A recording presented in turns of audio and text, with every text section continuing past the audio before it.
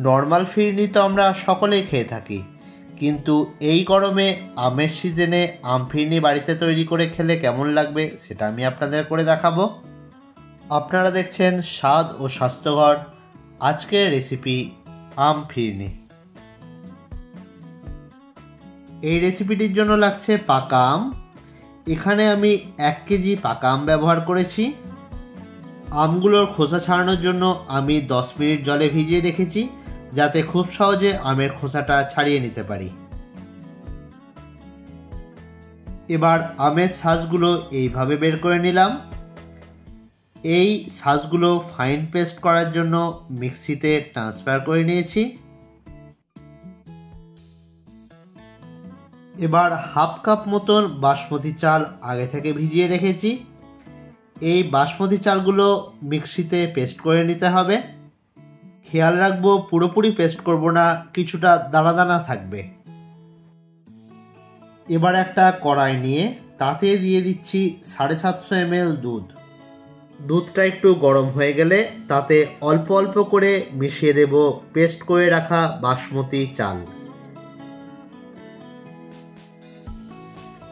এবার এর মধ্যে মিশিয়ে দিচ্ছি হাফ কাপ মতন চিনি। যেহেতু আম ব্যবহার করছি তাই চিনির পরিমাণটা খুব বেশি লাগবে না। দেখতেই পাচ্ছেন যে চালটা দিয়েছিলাম সেটাও খুব ভালোভাবে কুক হয়ে গেছে। বুঝতেই পারছেন কতটা ঘন হয়ে গেছে। এবার যে আমের শাঁসটা পেস্ট করেছিলাম সেটা এখানে দিয়ে দেব। এবার সবগুলোকে ভালো করে মিশিয়ে দিতে হবে। দেখতেই পাচ্ছেন কালারটা কতটা সুন্দর হয়েছে। এবার এখানে কিছু ড্রাই ফ্রুট দিয়ে দেব। এখানে ব্যবহার করেছি অল্প পরিমাণে কাজু ও কিশমিশ এবং সবশেষে দিয়ে দেব এলাচ গুঁড়ো। বুঝতেই পারছেন কতটা গাঢ় হয়ে গেছে। এবার এইটা শিফট করে দেব মাটির পাত্রে। মাটির পাত্রে সবগুলো শিফট হয়ে গেলে ওপর থেকে দিয়ে দেব কাজু ও কিশমিশ।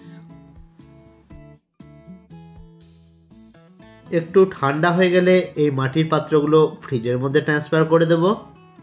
2 থেকে 3 ঘন্টা ফ্রিজ থেকে বের করার পর দেখতেই পাচ্ছেন কত সুন্দর এগুলো জমে গেছে। এই ফিরনি পুরোপুরিভাবে রেডি হয়ে গেছে। তাহলে আজকে ছিল এই রেসিপিটা কেমন লাগলো সেটা অবশ্যই জানাবেন। ভিডিওটা ভালো লাগলে লাইক, শেয়ার এবং সাবস্ক্রিপশন করবেন। স্বাদ ও স্বাস্থ্যকর।